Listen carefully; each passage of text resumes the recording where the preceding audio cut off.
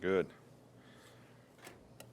Well, it's kind of good to get the players back, and I think they were anxious to get started working, and we're certainly anxious to get started with them. The energy and enthusiasm was good. The focus seemed to be good. The challenge for these games is always how do you maintain your focus? How can you maintain the focus that you have? These first few practices will certainly work on, fundamentals and trying to get guys back into condition, get a lot of reps to try to get the turns they need to get them back where they need to be, knock the rust off a little bit. Obviously too early to tell where we're at, but I was pleased with the effort and the intensity that we had in practice today. We had, I don't know for sure how many, 20-some guys graduated on Saturday, and we already had 9 guys that had their degrees, so we'll have 29 guys in, this game that have already graduated from school, which we're very, very proud of, and proud of the job that the people in the academic support program do in helping our players graduate, and having an 86% graduation rate is something that we're very, very proud of. So, we also had a significant number of award winners that we recognized today, and I'm not going to go through them all right now, but it's always great to see players who've done a great job all year long, not only in their performance but also in their leadership, get recognized with winning individual awards or making All-American teams. But I thought it was especially something special that the offensive line got the first annual Joe Moore Award today. Joe Moore was a legendary offensive line coach at Pitt and Notre Dame, and a good friend of mine years back, and some of his former players wanted to recognize the offensive line that they thought did the most for their team. So our players were really excited, and I was excited because this is a group award. Most of these awards that people get are for individual performances, and none of them would be possible if it wasn't for their teammates and their team. And, most of our guys always recognize, that fact when they accept awards. But this one was especially fulfilling for me to see the guys that get very little credit, get their name in the paper, don't get to score touchdowns, get recognized for something that they accomplished. So we don't have any significant injuries. We didn't have anybody out of practice today. We didn't get anybody injured, in practice today. So, tomorrow we change the schedule a little bit and actually practice from about 2:30 to 4:30. Nick, before the season started, you'd mentioned that last year you thought maybe it was a distraction, players getting ready, deciding whether they were going to go to the draft. What did you learn from that, and how do you maybe avoid some of that this year? Well, I don't know that we can control it all. I think it's up to the individual players staying focused on what's happening right now. So I think it benefits every guy that has an opportunity to play at the next level to play well in this game. I think the history here has been guys that play well and finish well here actually move up. Guys that don't finish well don't and move down in some cases. So this is not something that I feel like players are really that focused on this year.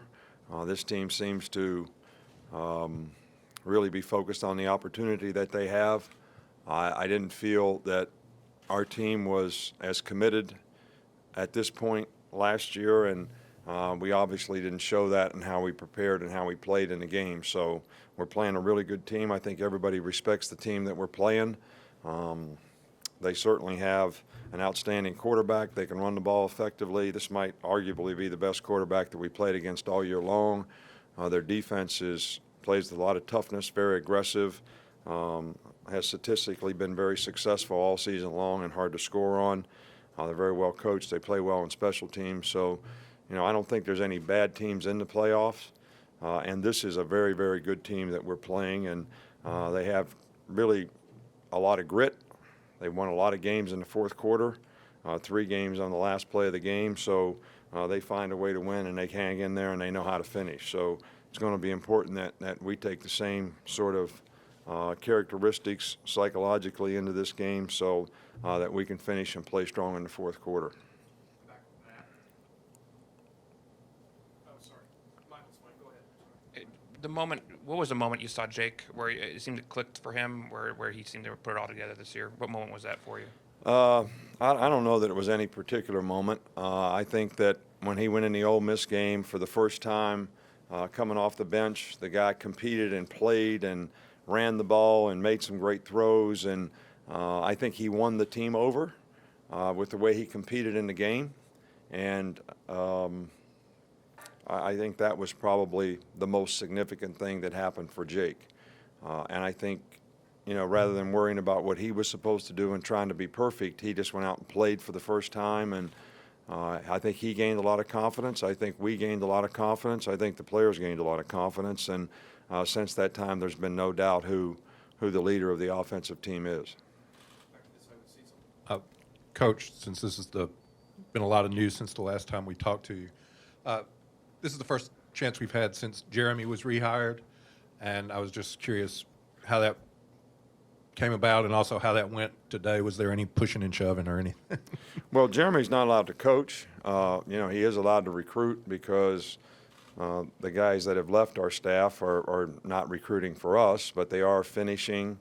And I think, it speaks volumes for Kirby, character and all that he has to want to come back and finish when it may not be the most advantageous thing for him in his future, to do right by the players and come back and finish and do a good job for the guys that have worked hard for him and had a lot of success with our defensive team this year. But Jeremy is not really allowed to coach, so he can't coach on the field. He can watch practice and observe, and he can't coach players and all that kind of stuff. So I think he's in the learning mode right now. But I think the reason being is Jeremy was here with us for 5 or 6 years, on the field for 2 or 3, did an absolute outstanding job with some very good secondaries and some very good teams. Won a couple championships here, went to Florida State as a coordinator, won a championship there, and I think improved Georgia's defense significantly in his stay there. So it's always difficult to find someone who knows our system and our scheme. So to be able to bring somebody back like that, I think really helps. New energy, new enthusiasm, new ideas, but somebody who really understands what we do. So it was a no-brainer for me to bring Jeremy back. He also did a great job of recruiting while he was here. And just to follow up on Jeremy, was he somebody who was at the top of the list for you right away when you found out about Kirby being in the mix and taking the Georgia job? And what was the process like for you in terms of interviewing other people and just deciding that Jeremy would be? Well, I said it was a no-brainer, so it was a no-brainer. So when it's a no-brainer, I don't know that there is a process. What's no-brainer mean to you? I don't know. What it means to me, I'll define it, is there was no doubt about who I was going to hire. Didn't interview anybody, didn't talk to anybody, just hired the guy. So I worked here for 6 years. Maybe I should have called some people to find out how good he was or what he could do well and all that kind of stuff and get some recommendation on him. But so. I just wondering what you learned from the process of managing the playoff run last year, and if anything, can you take from that to tweak this year's process? Well, we certainly didn't do a very good job last year. I felt like our players did not approach the game like a playoff game. They approached it more like a bowl game, which was obviously not our intention, not what we tried to sell to them in terms of what they needed to do. I think they felt a little entitled when they won the SEC championship and just didn't really want to look. This is a new season, all right. So when you get into a new season, what you've done in the past doesn't have anything to do with what you're going to do moving forward. And it's hard to carry the momentum of the season to a game that is 3.5, 4 weeks away from the last time you played. So the players have to refocus, and they can be happy about what they've accomplished, but they also can't be satisfied. And I asked the players that, are you satisfied? And not only are you not satisfied, are you willing to do the work that you need to do to get ready to play really good teams like we're going to have to play in the playoffs? And there's no easy way to do that. So, and based on how they started out today, I would say that that part of their attitude is a lot better. after having coached at Michigan State, what impresses you the most about what Coach D'Antonio has done there? Well, I think Mark has done far more than I ever dreamed that I could have ever done at Michigan State. Of course, it was a different time and a different circumstance when I was there. We were coming off of probation. We were short scholarships for 3 or 4 years. But Mark has just done an outstanding job of evaluating players, getting good players to come there, improving the team every year he's been there, and doing a great job of developing the players that he has and establishing a sort of winning character on his team about how they play with toughness and the grit that they have and the way they finish games and believe each other and the team chemistry they have. It's really something that's special, and I just can't tell you. I mean, I spent 10 years at Michigan State, 5 years as a defensive coordinator. We won 1 Big Ten. 5 years as a head coach, we didn't win any Big Tens. We had one really good team at the end, but we didn't win the Big Ten. And I think he's won 3. So, I mean, I think it's unprecedented what he's done there. And I always thought that Michigan State was a fantastic place, a great school. I love it there. I've got a lot of good friends there. And there's great people at Michigan State. They have a great administration, good athletic director. You know, Tommy's had great success with the basketball program for many, many years. So I think Mark has done a phenomenal job, you know, no question about it. And I can't say enough about the job that he's done. Players have talked a lot about the team meeting they had after the Ole Miss game. Is that something that you like to see when a team maybe it takes ownership? And did you see an impact from that time? Well, I don't think there's any question that our team responded the right way to a loss in terms of the willingness to work and improve and pay more attention to detail and try to do the little things right and the things that you emphasize as a coach, whether it's ball security, you know, people being responsible for their own self-determination and being able to do their job on a more consistent basis. I think everybody elevated the level of intensity and the standard of that they were holding themselves accountable for their play. And whether it came from that meeting or wherever it came from, all I can say is the players responded the right way to a loss, and we started to make progress as a team. And I was very pleased with the way these guys responded to every challenge the rest of the season. Hey, Coach, you've had success this season with a transfer quarterback in Jake Coker, and transfer quarterbacks, particularly graduate transfer quarterbacks, are becoming more commonplace in college football. From your standpoint, what concerns do you have or what considerations do you need to take when you're looking at a transfer coming in, particularly at that position?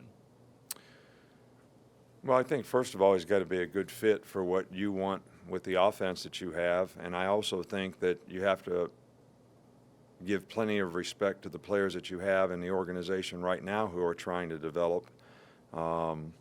So I would say those two things would be the most critical. But one thing that transfer guys can give you when they've been 2 or 3 year starters at some place is you get an experienced guy in the program when maybe you don't have someone coming along that way. So you sort of minimize the risk, you know, that you have to take the next season by doing that. But I think the guy has got to be a good fit for what you want to do. 2 more, Ken, and then John Talton. Just wanted to go back to the offensive line. For a good part of the year, that was kind of a unit in transition. But, you know, how did you see them evolve? And when was there a key stretch of games that maybe they kind of got the identity that you were looking for? I think consistency in performance was always the issue early in the season, maybe in the first half of the season, you know, with our offensive line. I do think that probably from the bye week on, the LSU game on, they probably played their best, but I think they made steady progress throughout the season. I know that early on we had lots of negative plays, lots of missed assignments, and we started to minimize that, and I think their confidence grew, confidence in each other as well as what we were asking them to do. And we obviously did a little better job of helping them out based on how we practiced, what we practiced, giving them the reps that they needed to be able to go out and execute better. And I certainly think that the improvement they made was a real key to our success throughout especially at the end of the season. You recently talked about kind of the setup you had when you were at the Browns, and then you took the Michigan State job. I was just interested in just kind of how Kirby's handled that transition and what, if any, advice you've given to him in the last week or two as he's kind of been all over the place. Well, first of all, we have a lot of respect for Kirby, and I know what kind of person he is. I know what kind of competitor he is, and I know that he wants to do a great job for our players. I also think that it will be a tremendous benefit to him. He'll get lots of recognition coaching in this game. There'll be a lot of people out there watching the game, and I'm sure it'll get mentioned a few times that he's going to be the head coach of an SEC school, and I know he wants to do a good job because of that. And we're trying to help him manage his time so that he can do a good job for us and still do what he needs to do for them. And so far, I think that's working out okay. Thanks, Coach. All right, thank you, guys.